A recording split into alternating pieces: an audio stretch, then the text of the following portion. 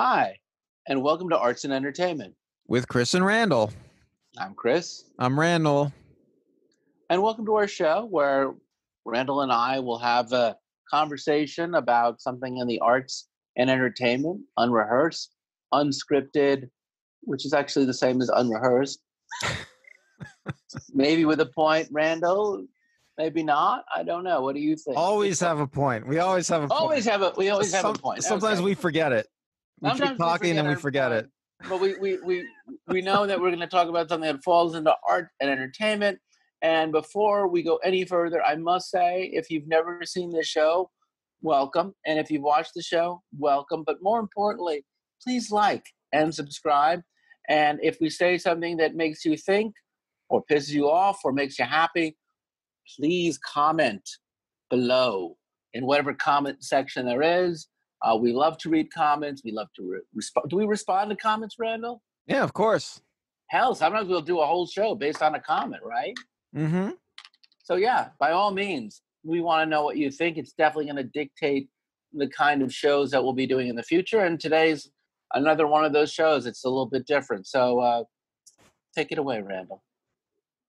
Okay, well, this episode, we're going to be talking about you, Chris. That's right. So you've been telling me that you have, during this time of COVID and quarantine, you've been getting obsessed with listening to music on YouTube. Is that correct? Yeah, I think just to add some context in the background, when I was a kid, my mom bought me an orange, I always remember, like an orange plastic radio with like just one big speaker. And I must have been like 8. But I remember just sitting in my room listening to Top 40 radio for hours on end. And I think that was the beginning of this thing that I've had all my life, where whenever I'm alone and by myself, and maybe not when I'm happy either, when I'm just kind of feeling a little overwhelmed, I just like to listen to music. Hey, out of curiosity, do you remember the name of your first stereo, your first radio? Well, my mom bought me a record player, but it didn't have a stereo in it. So I would just listen to the few records we had. But a radio is so cool. We said the orange. This single orange radio. You remember what? Giant boombox. It was 1977, 76. You remember what brand it was or anything? No idea at all. Not a clue. I just remember being bright plastic orange and listening to like WNBC and WABC and always hoping they'd play another Beatles song because I love the Beatles so much, but not really knowing what they would play because I wasn't a DJ. They had control. And then, the Walkman came out and radio on the Walkman. And, I'd take my music on the subway or on the bus and I would go on these long travels, listen to music in my room in college. Music was just kind of that introvert's person's kind of like, hey, I know what you're feeling. Or even when I'm out in the world. You hear music. Music's a big thing. And ever since the quarantine, I've stopped listening to music on the bus and on the train because I no longer am on the bus and the train. I do listen to music on the radio in the car with my girlfriend. And it is interesting in that I do have a friend from my gym who's a DJ on one of the larger classic rock stations here. And I enjoy listening to her when she does her freeform lunch format. Shout out to Marci on KLOS radio and her music boot camp. But yeah, right now, instead of watching a lot of movies, I've just been watching a lot of YouTube. And it's really fascinating, Randall. If you're a fan of, for lack of a better word, popular music, popular rock music from the last 40 years or so, 50 years or so, 60 years or so, YouTube's really become an amazing resource. Do you ever listen or watch music on YouTube? Yeah, I mean, I think almost a lot of my music listening is from YouTube nowadays. I mean, YouTube's got everything. I mean, it's amazing, and people. So you've probably made like a mixtape. I've done that. I haven't done that, but you can search. It's really easy to do. Yeah, well, you could search for playlists on YouTube that other people can make have your made. own. Yeah, you can make your own playlist. I remember, like, literally many years ago when I had way too much time on my hands, and it's still there if you want to look for it. I made a top 100 suicidal songs from the 1970s. Oh, really? Yeah, there were so many massively depressive songs. Is there a warning? Is there a warning on top of this one, like No, warning and I think people that it there's could make songs them now depressed? that were missing. They've taken them off YouTube, but it was a lot of fun. Just that was something I could do, and I will say that, I do use YouTube as a radio these days, and it's the least interesting part of my relationship with YouTube, but I do use it as opposed to Spotify right now, and not even the free version, just the regular one with the commercials. I just hit skip. Why do you think YouTube is better than like everything else, than I don't Spotify and know if stuff it like is, that? but if you are like me and that kind of music from the 70s and 80s and 90s and early aughts means something to you, I think I've identified like 4 things on YouTube that have really just consumed me in these 4 different types. And the first one I really want to talk about, and it's well, I'm assuming you have YouTube, because everyone has YouTube. It's free. And I always think that YouTube's a great thing to talk about, because unlike Spotify or unlike Showtime or Netflix, everything else costs money and this stuff is free. So one of my big fixes that have really been like a lot of fun for me right now is there are all these what I call music education shows. These are shows that either look at a song or a band and they dissect a song or an album, or they look at the artist's work in context, or they talk about how to play the song, how the song is musically constructed. Now, I don't know how to play any music, and I don't know any music theory. So I'm like the worst person, because I don't really know what a Lydian mode is. I can't tell you about chord progressions. But I want to know these things because I feel like they enhance my understanding of the song. So if I type in music education into YouTube, I'll find these videos? I don't think so. No, I think that's a terrible idea.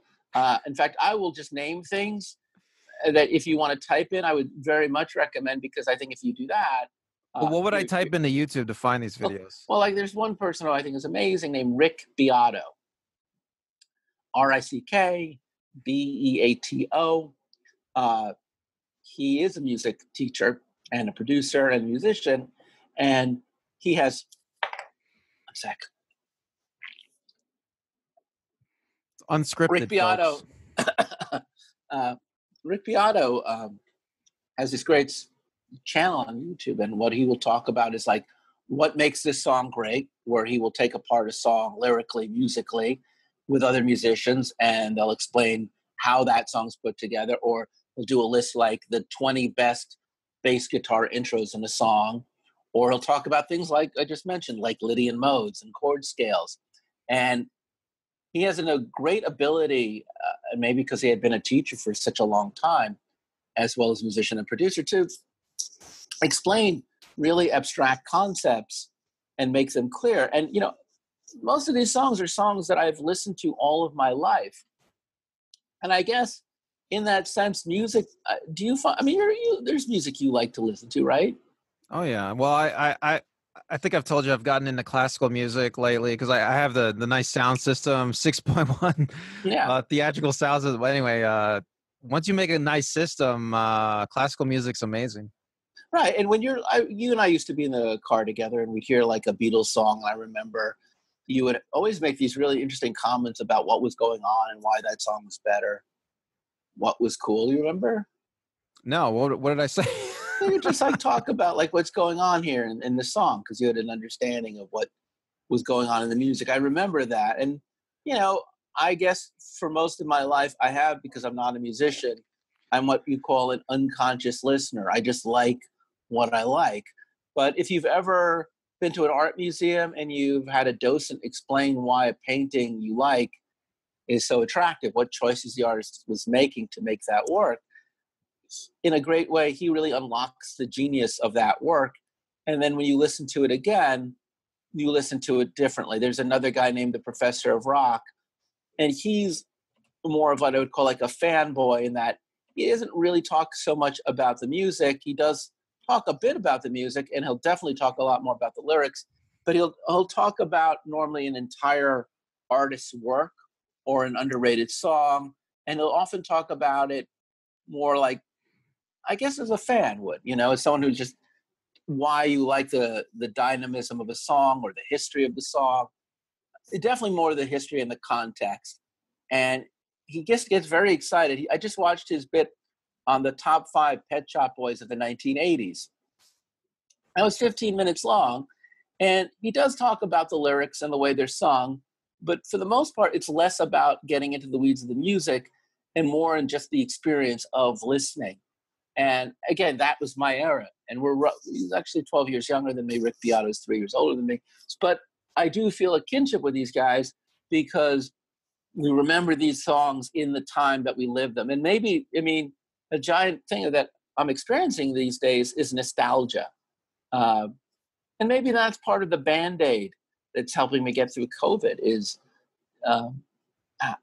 every time you hear a song, I don't know about you, when you hear a song from we've talked about this on shows, but when you hear a song from the 90s, does that put you back in the mind of college or high school? Yeah, sometimes, yes. Same how I feel about 80s, or maybe it's something from the 70s puts me back in my childhood. And, these are places I like to revisit right now when the world is so crazy. I was never a big fan of poetry. I wish I was. I cannot recite a poem, just very few poems. But I can. Do you ever recite song lyrics? Do you ever find a certain kind of solace in a good song lyric? Yeah, I remember some lyrics, yes. Right now I keep on thinking of the Police song, when the world is running down, you make the best of what's still around, which is, I guess, technically what I'm doing with YouTube. And another show I really would recommend, if you're into context and history, is Polyphonic, where they'll talk about the making of an album and its historical impact in relationship to the thing. I was just watching the Sly and the Family Stone. There's a riot going on, and they really go into great detail on the making of the song, of the album, and how to place it in historical context. And it's great because then when you listen to that album again, you can think about, well, what is going on in Sly's life? What is going on in the environment? Do you know that album? There's a riot going on. I don't think I do know that album. I'd have to look it up and try to listen to it. The only hit off of that you would know is Family Affair. But the reason why he called it There's a Riot Going On is because he wanted to answer the Marvin Gaye album that came out just 6 months earlier called What's Going On. And his response is, there's a riot going on. And knowing that he's responding to Marvin Gaye, it for me, it personalized it. I once asked a friend who was a big fan of football, why do you like football, man? Because I don't like sports. And he's like, you have to understand, sports works when you know the stories of the athlete, when you know the stories of the players. It's not just about the sport, but it's also about their story. And I have to admit, the more I know about the artist in the making of the song, the more the song has a different layer for me. Maybe it's because I'm an artist myself, I'm a writer and a performer, and I feel a certain kinship. Do you ever feel that way when you're listening to the story about how someone made a song? I'll admit not often sometimes, but usually it's if they're at a certain level, as an artist, it's hard to relate, for me, because I've never been even close to that. But there are artistic concerns that carry over no matter what level you're at. And to bring that into the artist as a human being, this gets me right into my second segue with YouTube that has become another big thing that's very distinct to COVID-19, which is I've been watching at-home performances.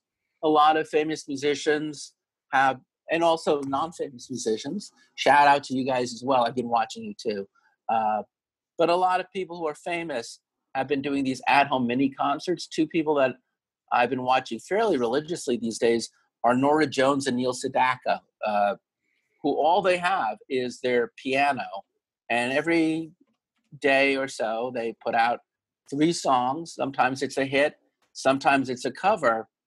And, they're just at home. Their technology for all their money is no better. It's this. It's their iPhone. You know what I'm saying? It's their iPhone. It's whatever recording.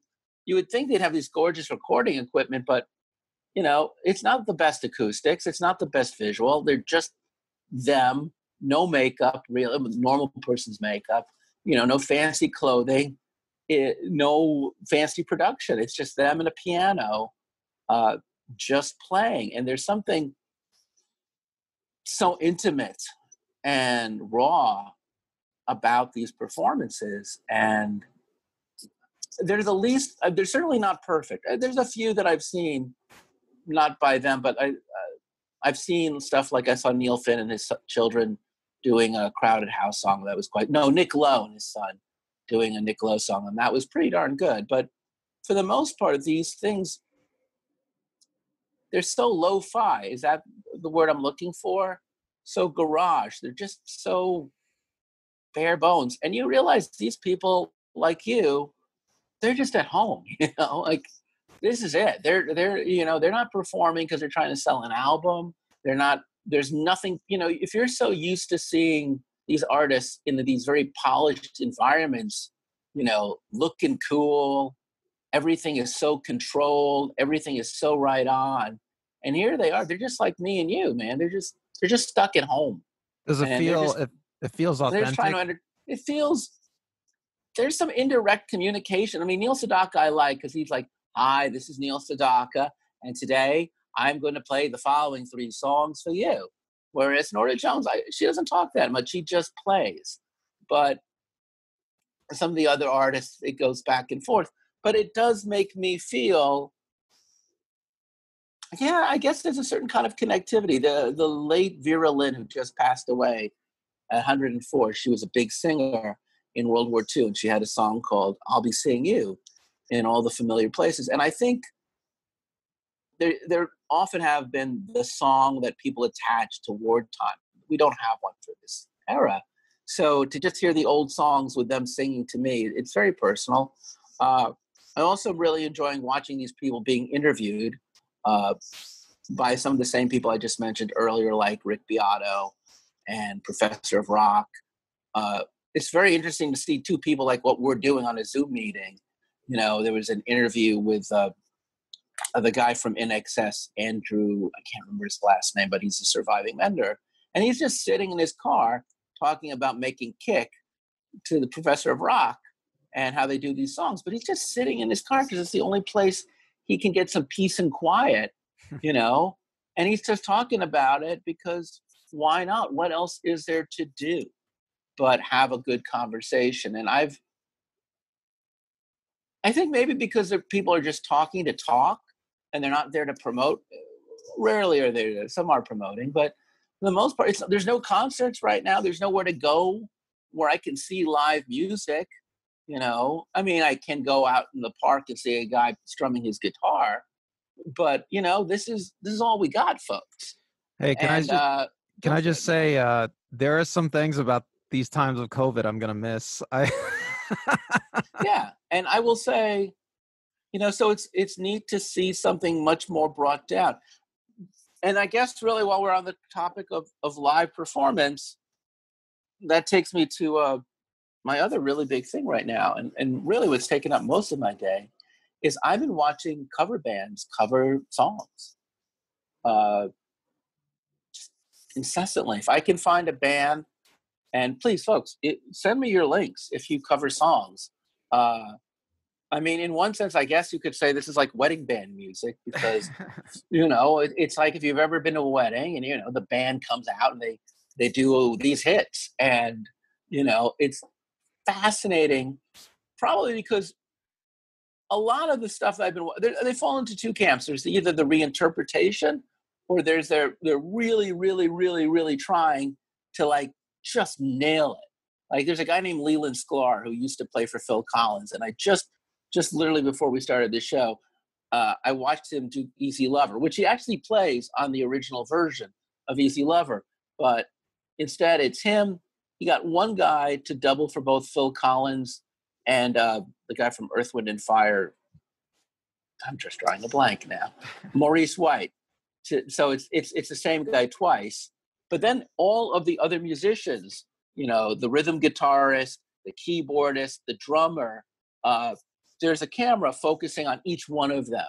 And it's I love food, and sometimes I like watching these videos on how to make food. I'm a terrible cook. I'm not terrible, but I don't really make anything very fancy. but I'm watching all the ingredients when I'm watching these, like, oh, that's how that drum comes in here, and here comes that fill. And, it's the same thing as like do you miss concerts at all, Randall? I know this is going to sound weird, but I was never really into concerts that much. All right. Well, well, it's funny because I know your girlfriend goes to a lot of concerts. My That's why. girlfriend loves concerts, loves Yeah. live music. So, and admittedly, I don't think I went to as many concerts as I should have or I wanted to. So I guess these are really the bar bands. Some of these are live performances in bars. These are old performances. They're new performances. I've even seen new stuff in COVID where the band is just standing 6 feet apart from each other. And, I guess when you hear Sting sing Shape of My Heart, it's very hard for me to go, oh, I love Sting. So everything he says, I love. And also, it's Sting. But when you hear like someone who's not Sting do a really good cover of Shape of My Heart, you can sing along. You have permission. I was talking to my girlfriend about this and how sometimes she likes to watch the auditions for America's Got Talent because it's pretty cool to just hear someone else sing. You never realize how good a song is until you hear someone sing it who's not the person who you associate with that song. If that makes any sense? Yeah, I you know what? I love karaoke. I'm a big Yeah, karaoke we've fan, done and karaoke, yeah. yeah, and I do enjoy watching other people sing these songs. I mean, even if it's horrible, If it's horrible, it's a different thing. But when it's done well, it's so weird because I think maybe it's just easier to pay attention to the lyrics or the harmony or the orchestration. You can get lost with it as well. I guess because look, I've seen Sting in concert, and when you watch Sting, I'm picking on Sting today. You're just amazed that you're looking at Sting, like wow. But when I was in high school and kids used to do like Cover the Police, I wasn't going wow. I was just going to do da da da. I just sing along because you're in the groove, and I guess because these are recorded performances. Sometimes they're not live recordings; they're done in segments. So each segment was live. But man, I can't explain, but it really does get me through it a lot. There's like Hendry Street Country Club is one that I've been listening to. Another one's called The Band Geeks. There's so many really good ones. And then there's the ones like Postmodern Jukebox, where they take a traditional song and they change the orchestration, either in a way that's just very clever, like to do like Roxanne as like an old 40s song, big band, or to take any of these songs and change the genre, or sometimes it's just it's a pared down orchestration, or it's the signature. The things about it are altered in its way. Wow, I'm really struggling with words. I should have had more coffee. But again, you're doing great. You're doing great. My girlfriend was pointing out how much she likes the Hawaiian version of "Somewhere Over the Rainbow," and I do too. Have you ever heard that version? Oh, yeah, of course, that was a huge hit. And when you're hearing it, on one hand, you're hearing something very familiar, and that's always pleasant. But on the other hand, you're hearing it again for like the first time because it's in a new way. And, music really kind of lives at the level of emotions. And I don't think music asks for logic. And I think because music speaks to our feelings in the same way that poetry does, I can meet the music. I can meet the music with wherever I'm at emotionally, and I can just kind of crest it out. And I guess right now is not a time where I really feel the need to be very rational. I don't really want to know about the world. I know the world. You know what I'm saying? There is a sense of escape in music, but not just to a world of fantasy, but I think when you're watching musicians play, you are watching art being created in real time. Does that make sense? Yeah. You know what I'm saying? Yeah. And I think, so you enjoy the process. I enjoy watching how all the pieces work together. I enjoy watching it come to life in front of my eyes. And because there is no in front of my eyes right now. This is the closest proximity. And then finally, the things that I do still enjoy doing is just watching old concert videos, from back in the day, from these artists when they were young and at their peak. Or I'll even watch them on like Top of the Pops, because I love a lot of new wave. And I know they're lip syncing like crazy, but it's just to see that young freshness. And of course, my favorite thing is still to watch videos like I did when I was a teenager back in high school and college, to watch the classic MTV videos, or even the ones that came out after that. People still make music videos. I mean, it's I know, great. but watching it of the time, again, there's a lot of time travel when you watch those music videos. And, at the time that I was watching them, I had to just wait for the VJ to pick the song.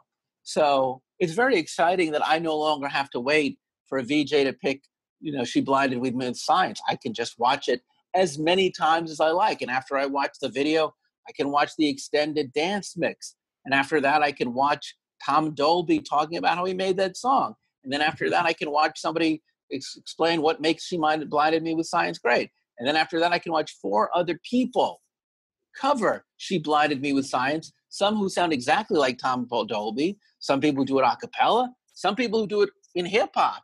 And I get to do the whole, I can just literally spend hours just on She Blinded Me with Science by Thomas Dolby from the golden age of radio, and just geek out on it because I am a music geek. Hey, Randall, one of my favorite rock videos of all time is by one of my favorite bands. What? No, Fake I don't know. Plastic Trees by Radiohead, directed by Tony Scott. Randall, can you share a little bit about that video and why it's such a great, awesome video? When I was in college, I tried to do some acting because I was going to USC, and I thought, I'm living in LA, I'll try my hand at acting. And I auditioned and I got a part in that video, Fake Plastic Trees, Radiohead's It's Fake a Plastic pretty Trees. significant part. If you've ever seen this video, and if you haven't, well, we're going to spoil it a little bit. It takes place entirely in a supermarket where the band is just going down the aisles singing, and there's all these vignettes of people, and there are all the different types of people that you're going to meet in the course of the video that they're going to sing. But one of the consistent characters is the stalker, the guy who keeps on, he wears like an orange jumpsuit, and he has long black hair and glasses, and he's just constantly restocking the shelves. And that was your character, right, Randall? Yeah, this is my only claim to fame is this part. But yeah, the director wanted to, he wanted Tony like this. Scott, right? Tony Scott. He wanted this overall. Jake Scott. Jake Scott, son of Tony Scott, and nephew of Ridley Scott. Oh, okay, so go on. You know more about that. But anyway, yeah, so he wanted this storyline. He wanted to tell a story about how I was in love with the stalker, the woman who was bagging groceries, the woman at the cash register. So I'm supposed to. You're the shelf stalker, yeah. Yeah, I'm stalking the shelves, and he wants me to look at her longingly, and he wanted to do this whole thing with us. And I'm not sure if it comes out in the video, but and then they had the typical. They I'm hired. I'm shipping for the shelf stalker to win the girl at the end. What was that girl like? We never shot anything like that. I talked to that girl a lot. She was really interesting. She was one of these actresses, trying to make it in LA, and she told me a whole story about how Tom Petty hit on her. Tom Petty video, and Tom Petty's married, but yeah, Tom Petty was into her, and he didn't get anywhere with her. And she told me about her boyfriend. I don't know if she was telling me that to tell me to stay away. I don't know. I wasn't hitting on her, but she's telling me her boyfriend is like this huge bodybuilder, and he's not an actor, but everybody always wants him to be an actor because he's so amazing looking or something. I mean, it was crazy. What was it like working with Tony Scott, who would end up directing Plunkett and McLean? I remember that's the only film I remember by Tony Scott. I haven't seen it. I'll have to check it out. But he was a great director. I mean, well, it wasn't in a grocery store. It was in like this airplane hangar, and they just made the whole grocery store. I mean. It looked great. I mean, they had the lighting. Everything looked great. I mean, you thought it was in a grocery store, You shot that in one day? Yeah. I was on set one day. Wow. How long was that? How long were you on set for?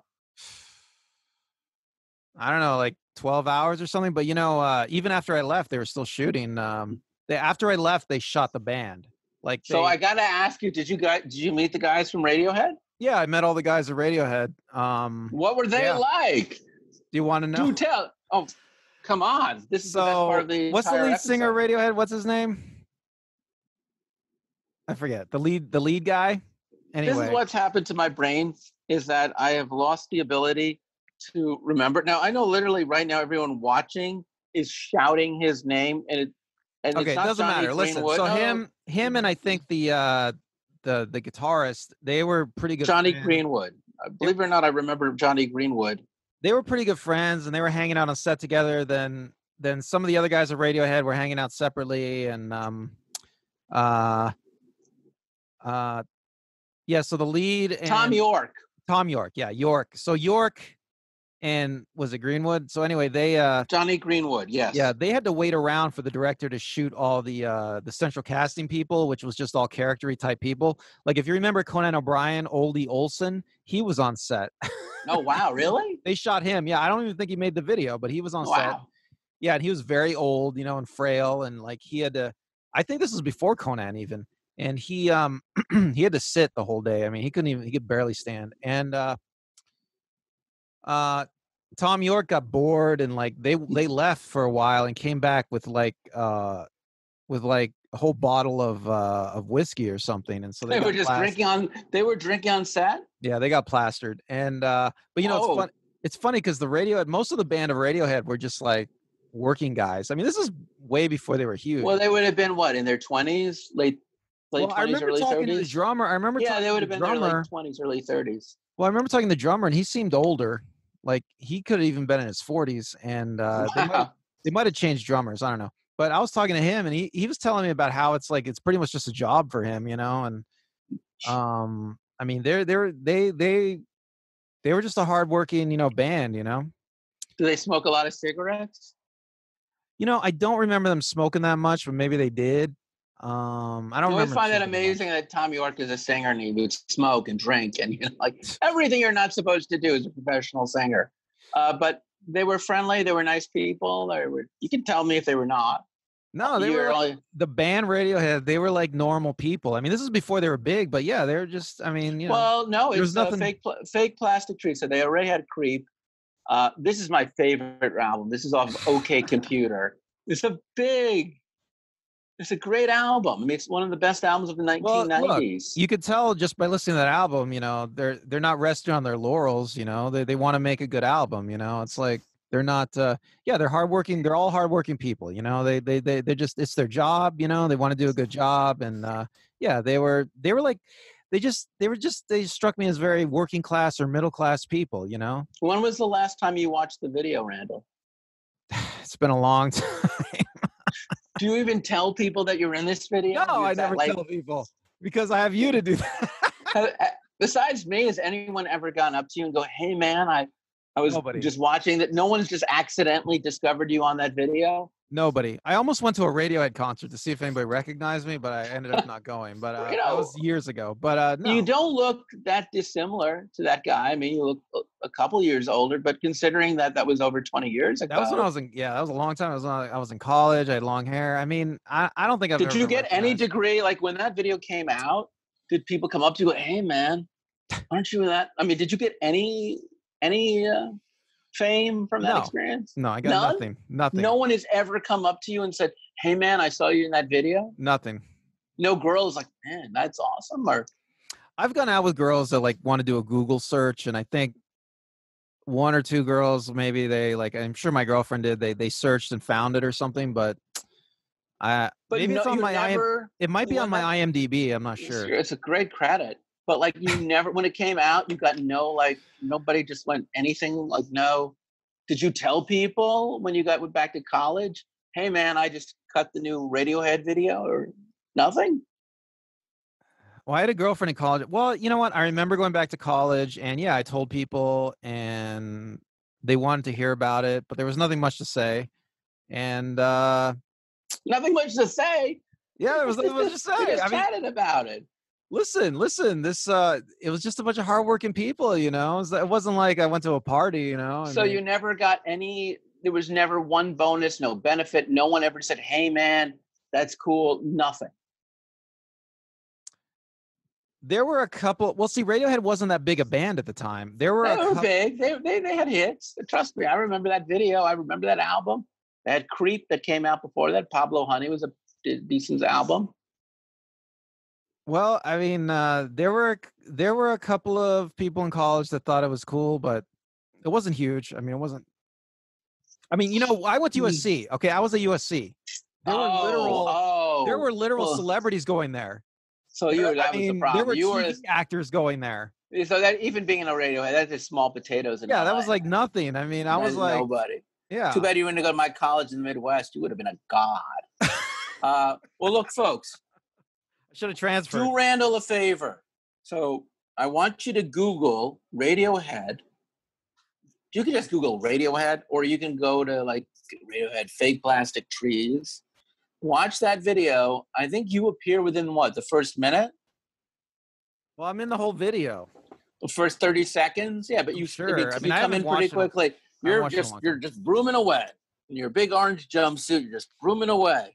I'm in there. Cleaning that up. And if you liked it, and if you thought Randall did a good job, please comment below. Because I think Randall, you never got the love you needed from that. I think that's what, that would have been the moment.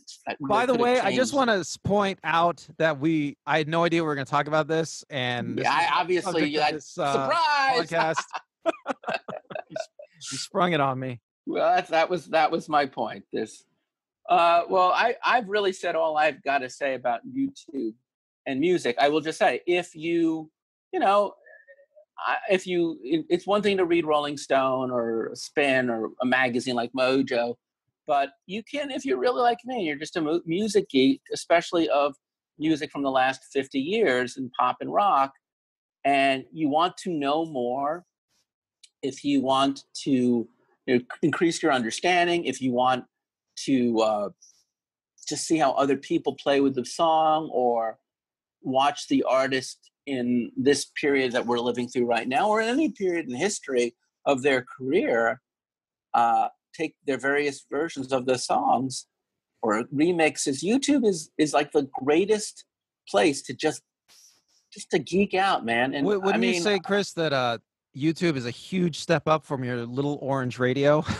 Yes, and in many ways, it's exactly like what that orange radio was back then. It's become the place where I can go to when I'm by myself, and I want to feel connected to something more than just what's around me. So I'm eminently grateful that there is a YouTube right now, and I'm eminently grateful that all of these artists who are still making music, or all these people who are dedicating them time to covering artists' music, or interviewing artists, or talking about how these songs are important historically or as music. I'm really grateful, and like and subscribe to those channels, please, because they need it as much, if not more, than you and I, because they're really doing great work in what is a really difficult time for me, and maybe even for you. So that said, I'm Chris. I'm Randall. And thank you for watching the show.